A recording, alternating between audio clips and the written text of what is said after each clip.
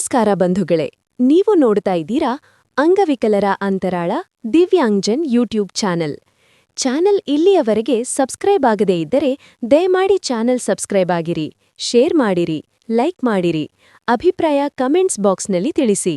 Bell icon ಒತ್ತುವುದನ್ನು ತಪ್ಪದೇ ಮರೆಯದಿರಿ.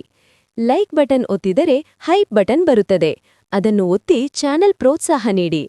ವಿಶೇಷ ಚೇತನರ ಇಲಾಖೆಯ ಯೋಜನೆಗಳು, ಅಂಗವಿಕಲ ವ್ಯಕ್ತಿಗಳ ಹಕ್ಕುಗಳ ಅಧಿನಿಯಮ 2016ರ ಕಾಯ್ದೆಗಳನ್ನು ಕಾರ್ಯರೂಪಕ್ಕೆ ತರುವುದು ಮತ್ತು ಅದರ ಬಗ್ಗೆ ಜಾಗೃತಿ ಮೂಡಿಸುವಂತಹ ಪ್ರಾಮಾಣಿಕ ಪ್ರಯತ್ನ ಮಾಡಿರುವ ವರದಿಗಳು ಮಾತ್ರ ಪ್ರಸಾರ ಮಾಡುವ ರಾಜ್ಯದ ಏಕೈಕ ಯೂಟ್ಯೂಬ್ ಚಾನೆಲ್ ಅಂಗವಿಕಲರ ಅಂತರಾಳ ದಿವ್ಯಾಂಗ್ಜನ್ ಯೂಟ್ಯೂಬ್ ಚಾನೆಲ್.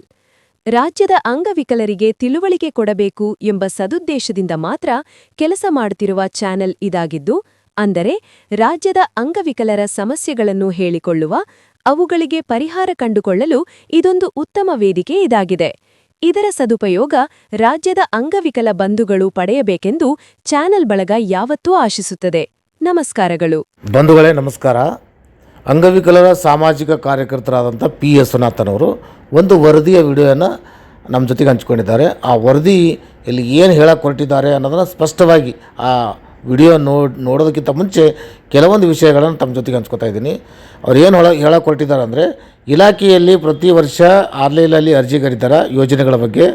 30-35 ಯೋಜನೆಗಳಿವೆ. ಅವು ಆನ್ಲೈನಲ್ಲಿ ಅರ್ಜಿ ಕರೆದಾಗ ವಿಕಲಚೇತನರ ಕಾರ್ಯಕರ್ತರು, ಅಂದರೆ ಗ್ರಾಮೀಣ ಅಂಗವಿಕಲರ ಪುನರ್ವಸತಿ ಕಾರ್ಯಕರ್ತರು, ಅವರು ಜಿಲ್ಲಾ ಅಂಗವಿಕಲ ಕಲ್ಯಾಣಾಧಿಕಾರಿಗಳು MRWಗಳಿಗೆ ಮಾಹಿತಿ ಕೊಟ್ಟಾಗ, MRWಗಳು VRWಗಳಿಗೆ ಮಾಹಿತಿ ಕೊಟ್ಟಾಗ, VRWಗಳು ಸ್ಥಳೀಯ ಅಂಗವಿಕಲರಿಗೆ ಮಾಹಿತಿ ಕೊಟ್ಟು ಅರ್ಜಿ ಹಾಕುವಂಥ ವಿಷಯನ ತಿಳಿಸ್ತಾರೆ. ಕೆಲವೊಂದು ಸಂದರ್ಭದಲ್ಲಿ ವಿಶೇಷ ಚೇತನರಿಗೆ ಸರಿಯಾದ ಸ್ಪಂದನೆ ಆಗಲಿಲ್ಲ ಅಂದರೆ ಅವನು VRW ಬಗ್ಗೆ ಅಪಪ್ರಚಾರ ಮಾಡೋದಂತೂ ನಾವೆಲ್ಲ ಕಾಣ್ತೀವಿ. ಬಟ್ ಇವೆಲ್ಲ ತೊಂದರೆಗಳ ಮಧ್ಯದಲ್ಲಿ ಕಾರ್ಯಕರ್ತರು ಅನುಭವಿಸ್ತಕ್ಕಂಥ ತೊಂದರೆಯನ್ನು ಬಗೆಹರಿಸಬೇಕಾದ್ರೆ ಇಲಾಖೆ ಏನು ಮಾಡಬೇಕು ಅಂತಕ್ಕಂಥ ವಿಚಾರ ಅವ್ರು ಹೇಳಿದ್ದಾರೆ. ಅಂದರೆ ನಾನು ಹೇಳ್ತಾ ಇದ್ದೀನಿ, ಇಲಾಖೆಯ ಅರ್ಜಿ ಆನ್ಲೈನ್ ಹಾಕಿದ ತಕ್ಷಣ ಅಂಗವಿಕಲನಿಗೆ ಹಾಕಿದಂಥ ಅರ್ಜಿಯ ಸ್ಟೇಟಸ್, ಆ ಸ್ಥಿತಿಗತಿಗಳ ಬಗ್ಗೆ ತಿಳಿಯುವ ಹಾಗೆ, ಅದರ ಸ್ಟೇಟಸನ್ನು ಚೆಕ್ ಮಾಡುವ ಹಾಗೆ ಒಂದು ಆ್ಯಪನ್ನು ಕಂಡುಹಿಡಿದು, ಅಥವಾ ಆ ಸ್ಟೇಟಸ್ ಮಾಹಿತಿ ಕೊಡ್ತಕ್ಕಂಥ ಒಂದು ಅದರಲ್ಲಿ ಆಪ್ಷನ್ ತಂದು ಅದರಲ್ಲಿ ಒಂದು ಅಳವಡಿಸಿ ಅದನ್ನು ಕಾರ್ಯರೂಪಕ್ಕೆ ತಂದರೆ ಮುಂದಿನ ದಿನ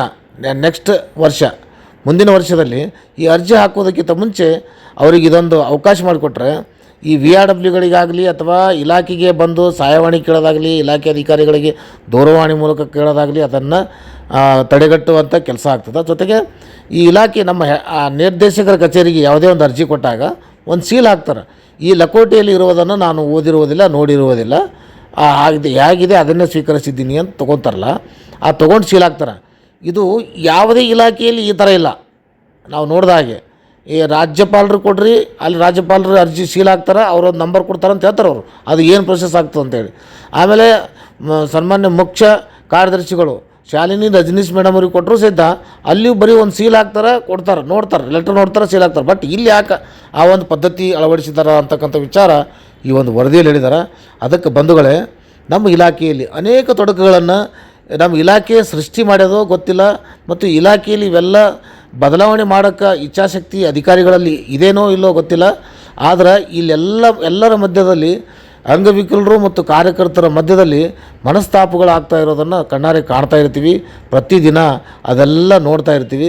ಇದೆಲ್ಲವನ್ನು ದೂರ ಮಾಡಬೇಕಾದ್ರೆ ಅರ್ಜಿ ಹಾಕುವಂಥ ಸಂದರ್ಭದಲ್ಲಿ ಅರ್ಜಿದಾರರಿಗೆ ಖರ್ಚು ವೆಚ್ಚ ಕಡಿಮೆ ಆಗಬೇಕು, ಮತ್ತು ಒಂದು ಬಾರಿ ಅರ್ಜಿ ಹಾಕಿದಂಥ ಅಂಗವಿಕಲರಿಗೆ ಪ್ರತಿ ವರ್ಷ ಪದೇ ಜೆರಾಕ್ಸ್ ಮಾಡಿ ಖರ್ಚು ಮಾಡಿ ಹಾಕುವಂಥ ತೊಂದರೆಯನ್ನು ತಡೆಯುವಂಥ ಕೆಲಸ ಇಲಾಖೆ ಮಾಡ್ಬೇಕಂತೇಳಿ ಈ ಒಂದು ವರದಿಯಲ್ಲಿ ಅವ್ರು ಹೇಳ್ಕೊಂಡಾರ. ಅದನ್ನು ತಾವೆಲ್ಲ ಗಮನಿಸ್ಬೇಕಂತೇಳಿ ಈ ಒಂದು ವರದಿ ಮುಗಿಸ್ತಾ ಇದ್ದೀನಿ. ನಮಸ್ಕಾರ, ಧನ್ಯವಾದಗಳು. ಸ್ನೇಹಿತರೆ ನಮಸ್ತೆ, ನಿಮ್ಮೆಲ್ಲರಿಗೂ ಶುಭ ದಿನ. ವಿಶೇಷ ಇವತ್ತು ಕೆಲವೊಂದು ಕರ್ನಾಟಕದಲ್ಲಿರುವ ಎಲ್ಲ ವಿಕಲಚೇತನರಿಗೆ ಸರ್ಕಾರದಿಂದ ಬರುವ ಅನುದಾನಗಳು ಸರಿಯಾಗಿ ಸಿಗ್ತಾ ಇಲ್ಲ. ಒಂದೇದೇನಪ್ಪ ಅಂದರೆ, ಆಧಾರ್ ಯೋಜನೆ ಅಡಿಯಲ್ಲಿ ಗ್ರಾಮ ಪಂಚಾಯತಿಯಲ್ಲಿ ಎಲ್ಲ VRW, URW,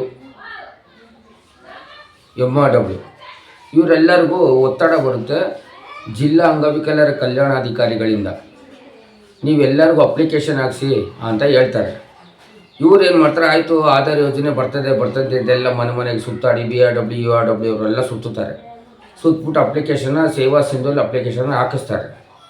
ಇಲ್ಲಿ ಹಾಕಿಸಿದಾಗ ಬ್ಯಾಂಕ್ ಅವ್ರ ಹತ್ರ ನೇರವಾಗಿ ಸಂಭಾಷಣೆ ಮಾಡಿರೋದಿಲ್ಲ.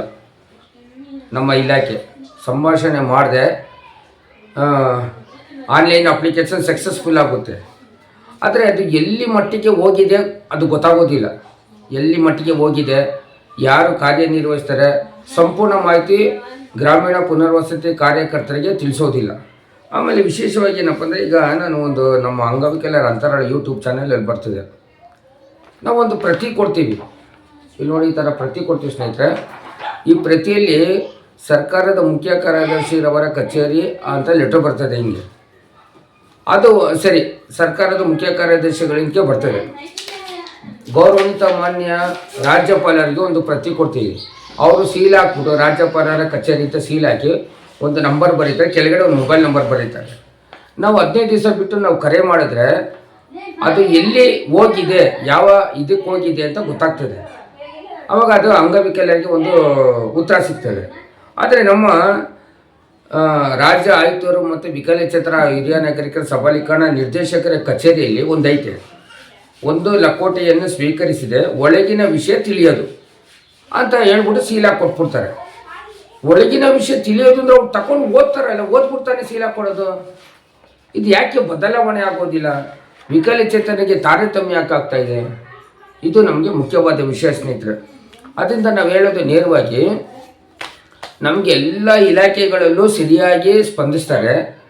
ಎಲ್ಲ ಇಲಾಖೆಗಳಲ್ಲೂ, ನಮ್ಮ ಇಲಾಖೆಗಳೆಲ್ಲ ತಾರತಮ್ಯ. ನೇರವಾಗಿ ಎಲ್ಲ ಯೋಜನೆಗಳು ವಿಕಲಚೇತನಿಗೆ ತಲುಪುವಲ್ಲಿ ವಿಫಲ ಆಗೈತೆ. ಆನ್ಲೈನಲ್ಲಿ ನಾವು ಹಾಕಿದ್ರೆ ಅದು ಪ್ರಶ್ನೆ ಅದು ಸರಿಯಾಗಿ ಸ್ಪಂದಿಸೋದಿಲ್ಲ. ನಮ್ಮ ಇಲಾಖೆನೂ ಸರಿಯಾಗಿ ಸ್ಪಂದಿಸೋದಿಲ್ಲ. ಇವತ್ತು ಎಲ್ಲ ವಿಕಲಚೇತರಿಗೆ ಜಿಲ್ಲೆಯಲ್ಲಿ ಒಬ್ಬರಿಗೂ ಕೂಡ ಆಧಾರ್ ಯೋಜನೆ ಆಗೋದಿಲ್ಲ. ಇದರಲ್ಲಿ ಸರಿಯಾದ ಮಾರ್ಗದರ್ಶನ ಸೂಚಿ ಕೂಡ ಇಲಾಖೆಯಿಂದ ಕೊಡೋದಿಲ್ಲ. ಇದು ಸರ್ಕಾರದ ಎಡವಟ್ಟು, ಇಲಾಖೆಯಿಂದ ಎಡವಟ್ಟು, ಅದು ನಮಗೆ ಗೊತ್ತಾಗ್ತಾ ಇಲ್ಲ. ನಾನು ಇಷ್ಟು ವರ್ಷ ಸೇವೆ ಸಲ್ಲಿಸ್ತೀನಿ ಸಾಮಾಜಿಕ ಕಾರ್ಯಕರ್ತನಾಗಿ, ಇದುವರೆಗೂ ನನಗೂ ಕಂಡುಹಿಡಿಯೋಕ್ಕಾಗ್ತಾ ಇಲ್ಲ. ಈಗ ಈ ವರ್ಷ ಎಲ್ಲರೂ ಅರ್ಜಿ ಹಾಕಿಸ್ಬಿಡ್ತಾರೆ, ಮುಂದಿನ ವರ್ಷ ಹೇಳ್ತಾರೆ DTW ಹೋಗ್ರಿ ಎಲ್ಲ ಮನೆಗೆ ಹೋಗ್ಬಿಟ್ಟು ಆಧಾರ್ ಯೋಜನೆ ಹಾಕಿಂತ. ಹೋದ ವರ್ಷ 500,000 ಖರ್ಚು ಮಾಡಿರ್ತಾರೆ. ಅವರು ಎಲ್ಲ ಜೆರಾಕ್ಸ್ ಮಾಡಿ ಪ್ರತಿಯೊಂದು ಆನ್ಲೈನ್ಗೆ ಹಾಕಿಸಿ ಬ್ಯಾಂಕಲ್ಲಿ NOC ತೊಗೊಂಡು ಬರ್ತಾರೆ. ಎಲ್ಲ ತೊಗೊಂಡು 500,000 ಖರ್ಚು ಮಾಡಿರ್ತಾರೆ. ಅವ್ರಿಗೇನು ಸಿಗೋದೇ ಇಲ್ಲ. ಮುಂದಿನ ವರ್ಷ ಹೋಗಿ VRWಗಳು ಹೇಳ್ತಾರೆ ಆಧಾರ್ ಯೋಜನೆ ನಿಮ್ಮ ಸವಾಸನೆ ಸಾಕಪ್ಪ ಅಂತಾರಂತೆ.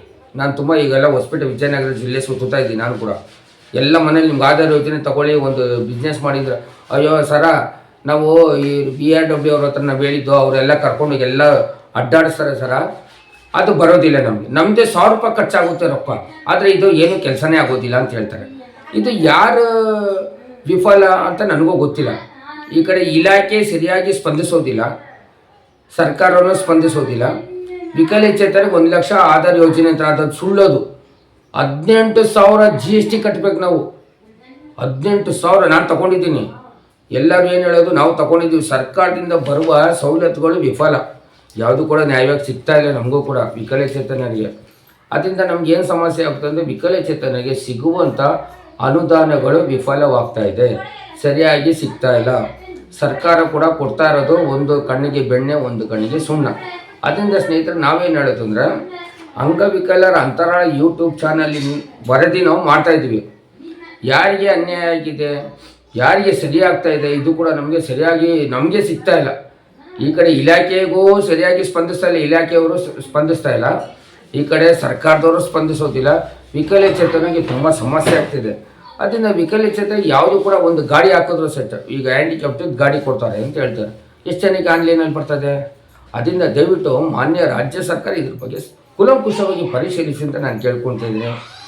ಮಾನ್ಯ ಮುಖ್ಯ ಕಾರ್ಯದರ್ಶಿಗಳು ಶಾಲಿನಿ ರಜೀಶ್ ಮೇಡಮ್ ಅವರು ದಯವಿಟ್ಟು ಇದ್ರ ಬಗ್ಗೆ ಕುಲಂಕುಷವಾಗಿ ಪರಿಶೀಲಿಸಿ ವಿಕಲಚೇತನರಿಗೆ ನ್ಯಾಯ ದೊರಕಿಸ್ಕೊಡಿ ಅಂತ ನಾನು ಕೇಳ್ಕೊತಿದ್ದೀನಿ. ಧನ್ಯವಾದ, ಶುಭೋದಯ.